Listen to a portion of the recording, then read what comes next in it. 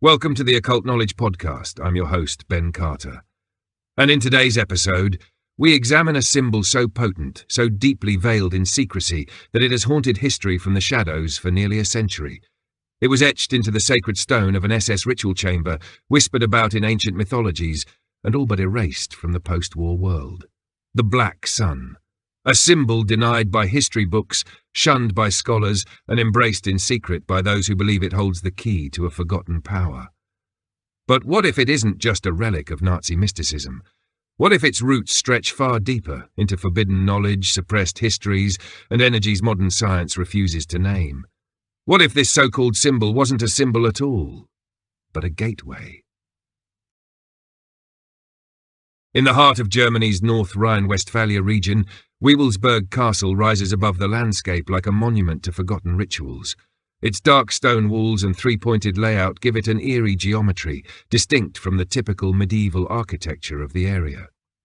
For centuries it stood as a relatively obscure fortress, its significance lost to time, until Heinrich Himmler, head of the SS, claimed it as the spiritual centre of a new ideological order.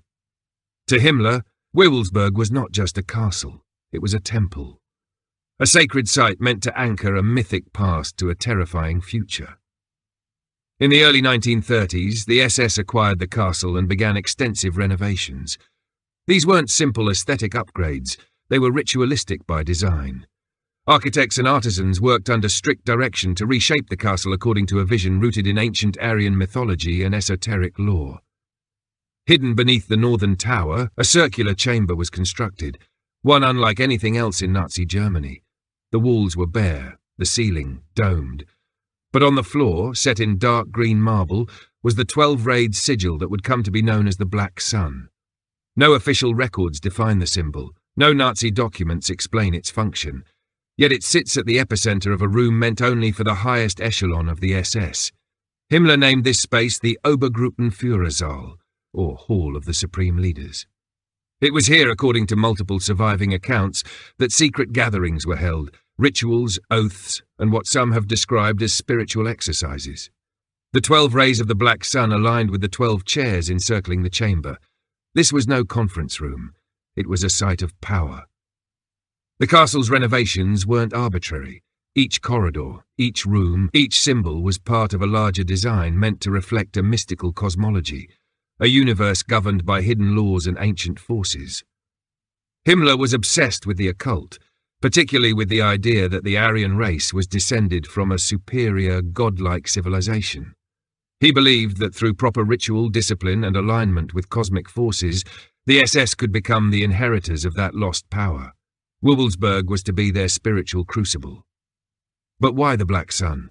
Why a symbol that had no place in official Nazi iconography? Why hide it deep underground, away from public view, accessible only to those within the innermost circle? These questions suggest that whatever meaning the Black Sun held, it was not meant for propaganda. It was reserved for those who believed, not in nationalism, but in something far older and far more dangerous, a current beneath history, waiting to be reawakened. Before its adoption by the SS, no known document explicitly named the Black Sun. And yet, echoes of it exist, scattered through ancient traditions, whispered in esoteric texts, and symbolized in rituals that predate the rise of the Reich by thousands of years. Though the exact image carved into Wewelsburg's marble floor seems unique, its structure, a central circle surrounded by 12 radial arms, resonates with archetypal symbolism that transcends borders and civilizations. It is a shape tied not only to the cycles of the sun, but to sacred geometry, zodiacal configurations, and even the layout of certain megalithic sites. In early Indo-European cultures, the sun wheel was a sacred symbol, often representing the eternal motion of time, the cosmos or divine will. The Vedic tradition held that 12 Adityas, solar deities, ruled the 12 divisions of the year. In Norse mythology, the solar chariot crossed the sky daily, pulled by divine horses under the protection of Sol, the sun goddess. And throughout the ancient world, the circle was not just a geometric form but a representation of the divine, a portal between worlds. When the Nazis appropriated these myths, they stripped them of context, bending ancient cosmologies to suit modern ideology. Yet even in doing so, they acknowledged one thing: these symbols held power. The Black Sun as a concept began to take shape within the Thule Society and the broader German occult revival of the 19th and early 20th centuries. Groups like the Thule and Vril societies were obsessed with lost civilizations, particularly Hyperborea and Atlantis, which they believed were the source of advanced knowledge and spiritual purity. They envisioned these realms not just as geographic locations, but as energetic templates, places of alignment between the physical and the divine. Within this worldview, the Black Sun was not a celestial object, but a metaphysical force, hidden from ordinary perception, existing in parallel to the visible sun. Occult theorists from this era described it as a source of hidden illumination, a kind of inner light associated with initiation, rebirth, and contact with other realms. In alchemical texts, the idea of the Sol Niger, the dark sun, marked the beginning of transformation, the descent into darkness before spiritual gold could be attained. It was the sun seen in eclipse, when light was devoured by shadow, revealing not absence but presence, the unseen energies behind all things. This concept of a second sun, black, inverted, and hidden, captivated minds already eager to reject the materialism of the Enlightenment and return to a mythic worldview.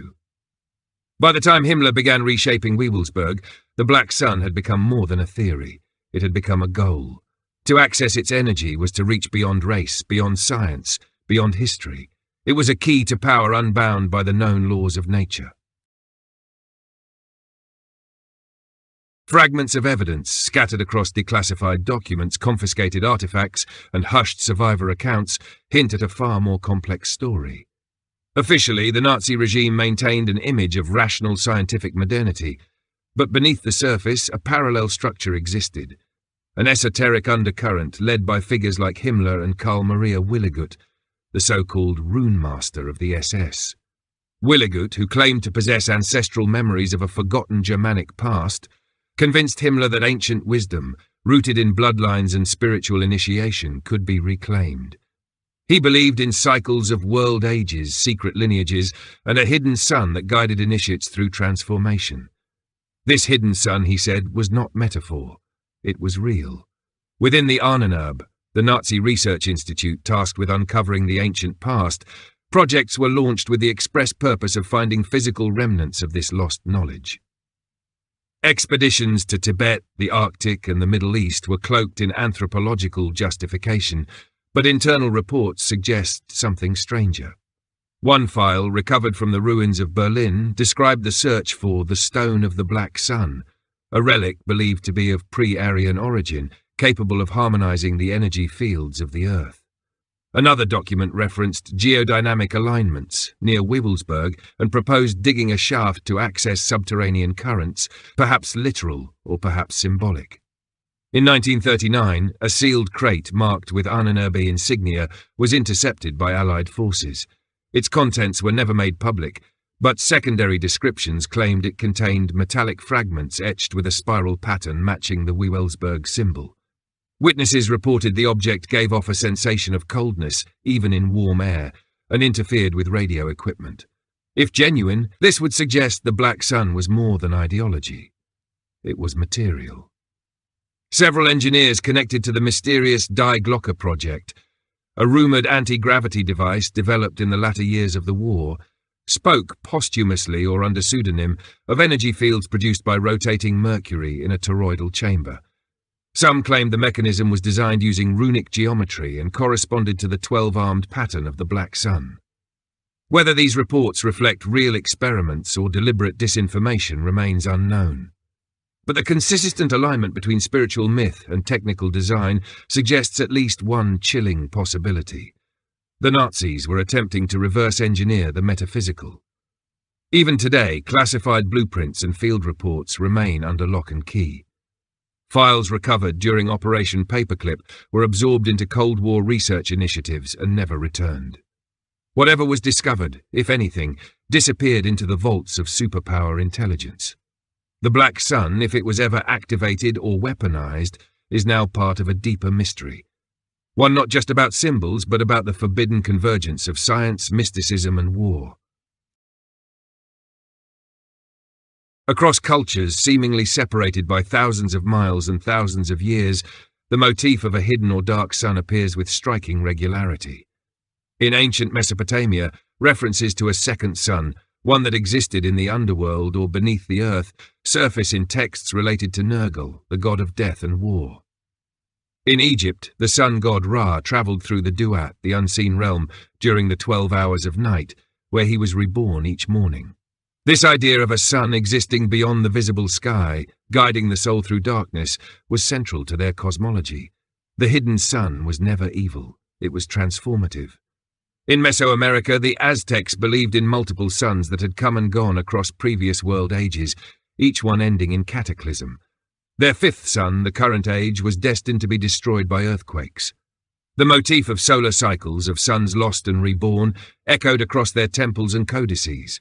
Some researchers have drawn parallels between these ancient beliefs and the 12-armed black sun at Wewelsburg, suggesting that the Nazi symbol may be a modern iteration of this archetypal pattern. The similarities are not limited to ancient religions. In Buddhist and Hindu cosmologies, the concept of Kala, cosmic time, is personified by a dark force that consumes and renews the universe. In these traditions, darkness is not malevolent, but sacred. It is the womb from which light is born. Some tantric texts even reference an invisible sun that exists beyond perception, radiating a form of inner heat or subtle energy.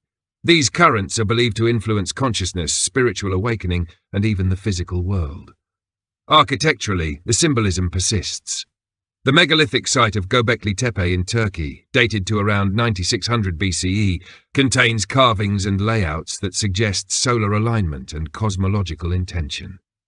Stone circles in Britain and Ireland, including Stonehenge, are often interpreted as solar temples, and some contain spiral patterns nearly identical to the black sun's radial form. The concentric designs found across Neolithic Europe may not have represented the visible sun, but an inner source of power, something the ancients sought to tap into through alignment, ritual, and sacrifice. The recurrence of these symbols across time and geography raises a profound question. Were these societies independently imagining the same hidden force, or were they inheritors of a forgotten tradition? One passed down through fragments, myths, and monuments, encoded in stone and preserved through mystery schools. If so, then the Nazis, in their own dark and distorted way, were not inventing a new symbol, they were reclaiming an ancient one. One tied to cycles of death and rebirth, to transformation, and perhaps to a form of energy long suppressed. It is this continuity, this echo of the black sun through the ages, that suggests its significance. Whether spiritual, technological, or cosmological, the symbol survives because it taps into something primal, something embedded in the structure of reality itself. The refusal of mainstream academia to address the deeper implications of the black sun isn't just reluctance, it's a wall, a deliberate boundary drawn to protect established narratives. Historians tend to treat the occult aspects of the Third Reich as either propaganda or the delusions of fringe personalities. Himmler's Wewelsburg is described as a vanity project, its rituals reduced to theatrical posturing.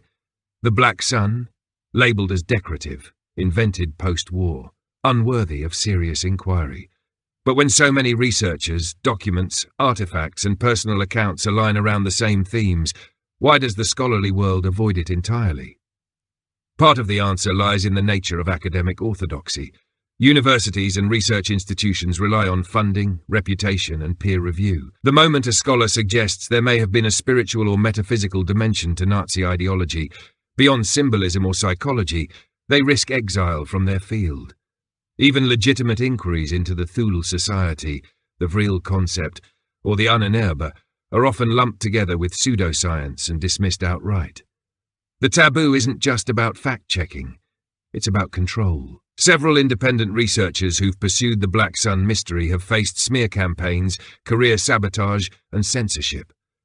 Books that trace the symbol's deeper history are quietly pulled from shelves. Documentary projects are mysteriously defunded. And yet the symbol continues to surface, in recovered documents, in satellite images of Nazi-era architecture, and even in classified files declassified decades too late to matter. It's as if the topic itself has been cordoned off, not because it lacks evidence, but because it demands a new paradigm. Academic denial has another function. It ensures that the conversation remains surface level. The Nazis are remembered for their crimes, rightly so, but not for the full scope of their worldview, and that's intentional. If the Black Sun represents a form of consciousness, energy, or spiritual knowledge, then it implies that the Reich wasn't just about domination. It was about transcendence. A perverted transcendence, rooted in blood and control, but transcendence nonetheless. That idea is too dangerous to entertain. Science, too, plays a role in this denial. Theoretical physics has brushed against ideas that eerily mirror the myths of the Black Sun, torsion fields, vacuum energy, non-local consciousness, but these fields remain speculative, often ridiculed. Any potential overlap with occult principles is avoided, as if acknowledging the connection would contaminate the data. The irony is that ancient traditions and cutting-edge science may be approaching the same truths from opposite ends, but academia refuses to let them meet. And so the Black Sun remains sealed behind twin walls, the shame of history and the gatekeeping of knowledge, not because it's been disproven, but because to even ask the right questions would threaten the very structure of modern understanding.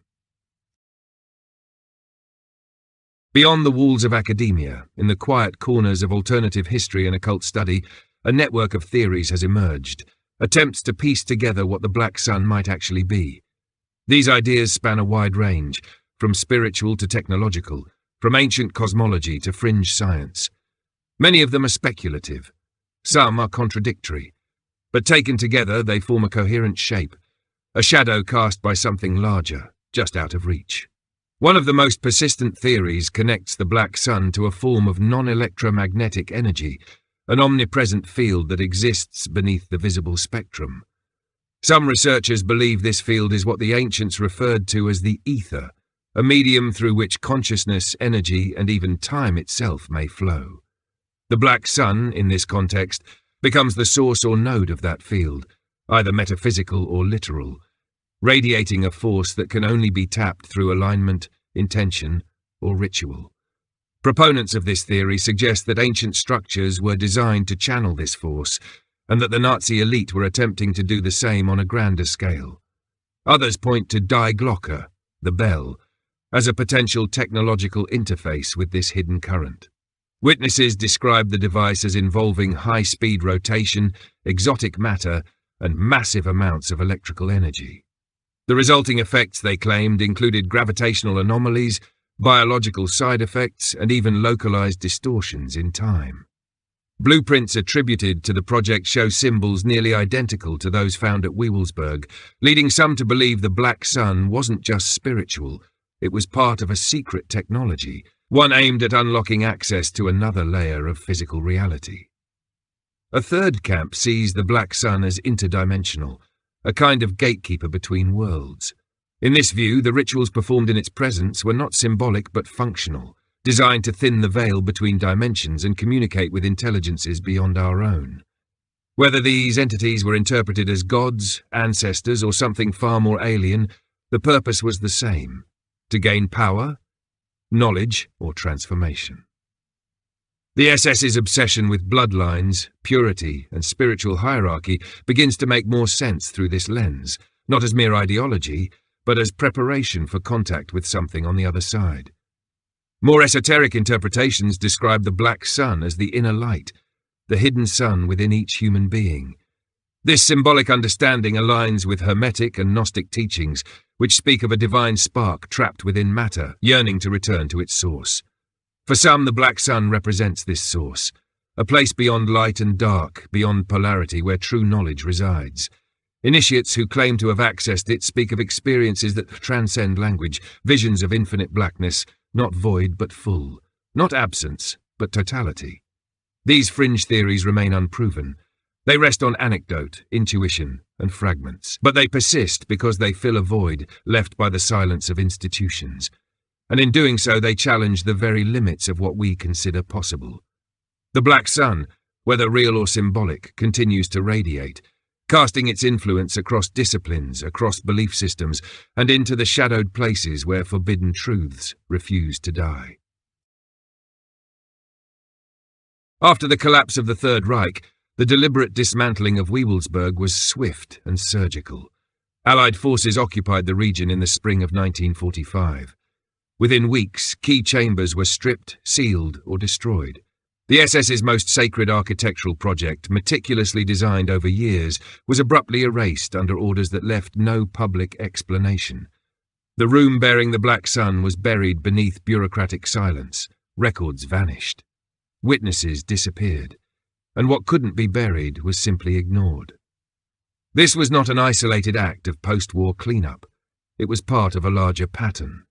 Operations like Paperclip and Alsos absorbed scientists, engineers and thinkers from the Nazi regime into the research infrastructure of both the United States and the Soviet Union. While much attention has been given to the military and aerospace advances that came from these transfers, little is said about the ideological and metaphysical beliefs carried with them.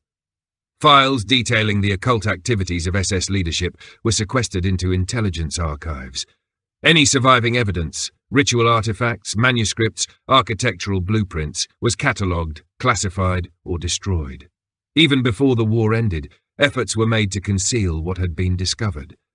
Documents from the Ahnenerbe were burned en masse. Surviving members of the Vril and Thule societies either went into hiding or were absorbed into post-war occult circles under new names. The public narrative narrowed. The Nazis were defeated, their ideology disgraced, and the world had moved on. But under the surface, fragments remained, fragments too volatile to expose and too valuable to discard. Whistleblowers who emerged decades later described hidden vaults beneath former SS compounds, secret libraries that had been relocated to South America, and private collectors in Europe and the US who held stolen relics believed to contain esoteric significance. Certain black books, handwritten grimoires detailing Nazi-era occult practices, surfaced briefly at auctions before being acquired anonymously and removed from circulation. Photographs of symbols matching the Black Sun, etched into stone in remote outposts, leaked online before being scrubbed from archives. Even the new regimes that took control of Germany made efforts to suppress public curiosity. In post-war decades, the West German government discouraged any romanticization or examination of Nazi mysticism, classifying it as dangerous ideology. Researchers who attempted to explore it found themselves professionally isolated, their work dismissed as pseudo-history. Museums and historical institutions displayed swastikas but avoided discussion of the Black Sun entirely. A symbol with no official name, no sanctioned explanation, and no academic home simply ceased to exist in the public sphere. But it never disappeared. Not entirely. In quiet corners of the world, its pattern re-emerged, in subcultures, in spiritual movements, in unexplained iconography. Each reappearance was denounced, censored, or discredited. But the question lingers. Why would a symbol allegedly meaningless be so aggressively erased? What force lies behind such meticulous suppression? Was it shame, or was it fear? If the Black Sun represents a true force, spiritual, energetic, or otherwise, its systematic suppression reveals a deeper motive: control. Not just over history, but over the boundaries of human potential. The consistent pattern of censorship, ridicule, and destruction surrounding the symbol suggests that its true danger may not lie in ideology, but in its capacity to awaken something long buried. A way of seeing the world, and ourselves, that threatens the very architecture of modern civilization. It implies that power, as we understand it, has always depended on what people are allowed to know. From ancient temples to medieval monarchies, from organized religion to modern technocracies, those who hold influence have always controlled the flow of information. But if there exists a force, forgotten, concealed, encrypted in symbols like the Black Sun, that could grant access to deeper knowledge or hidden energy, then the stakes shift entirely. The suppression of that knowledge becomes not an act of protection, but of domination. The Black Sun, when interpreted through the lens of alchemy, Gnosticism, or even certain forms of Eastern mysticism, may signify the path inward, a route to transcend the material limits of the self and tap into a field of consciousness unbound by time, death, or illusion. If such a path were real, then mass control over thought, over belief, over fear would begin to erode. Hierarchies would collapse, institutional authority would lose its monopoly on truth. This is perhaps the most unsettling possibility of all, that the Nazi regime, in its monstrous pursuit of power, stumbled upon or rediscovered a fragment of something genuine. That amid their crimes and madness, they unearthed a symbol tied to an ancient tradition designed to elevate human consciousness, then corrupted it for conquest. And in doing so they forced the world to bury it again, this time not out of reverence, but out of terror for what it might unleash. If the Black Sun is a doorway, then suppressing it is not about erasing history, it's about sealing the door shut. And yet, despite decades of erasure, the symbol remains. Its 12 arms still turn in the minds of those who search for hidden truths, appearing in dreams, rituals, architecture, even in the structure of time itself, like a code etched into reality, waiting to be read. It challenges everything we think we know, about science, about the soul, about what it means to be human. If it is real, then we are not at the pinnacle of civilization. We are at the edge of a forgotten age, staring into a truth so old and so dangerous, it had to be erased not just from books but from memory itself. The Black Sun endures not because it is understood, but because it resists understanding. It is a mirror, a cipher, a wound in the fabric of history that never truly healed. For some, it is a relic of fascism, a symbol to be feared and condemned. For others, it is a spiritual key, pointing toward a forgotten lineage of power, transformation, and inner illumination. And for those who have studied its echoes in myth, architecture, and cosmology, it is something far more profound, a remnant of a knowledge system that predates modern civilization, carefully hidden, violently suppressed, and never truly erased. Whether as a metaphysical force, a symbol of ancient technology, or an archetype of consciousness itself, the Black Sun refuses to fade. It appears in the sacred geometry of temples, in the solar wheels of prehistoric Europe, in the secret societies of the Enlightenment, and in the darkest corners of 20th century occult experimentation. It speaks in the silent language of symbol, one that crosses continents and centuries, speaking to something primal in the human psyche. Perhaps that is its true power. Not in what it does, but in what it reveals. That history is not a straight line, but a spiral. That power is not only political, but spiritual. That the greatest secrets of our past have never been truly lost, only hidden, behind symbols we are told to ignore, in places we are taught never to look. And yet the pattern remains. The questions remain. What was the Black Sun? Who first carved its image in stone? What knowledge did the architects of Wewelsburg seek to unlock beneath its gaze? And who decided that no one should ever ask again? There are no final answers, only doors left ajar, traces left in stone, symbols that whisper of a forgotten current, something vast, invisible, and waiting. Thanks for listening. This has been another episode of the Occult Knowledge Podcast. If you enjoyed today's episode, be sure to follow us wherever you listen to podcasts. And if you'd like to support the show, subscribe to the Forbidden Knowledge Network on Patreon. Subscribe now.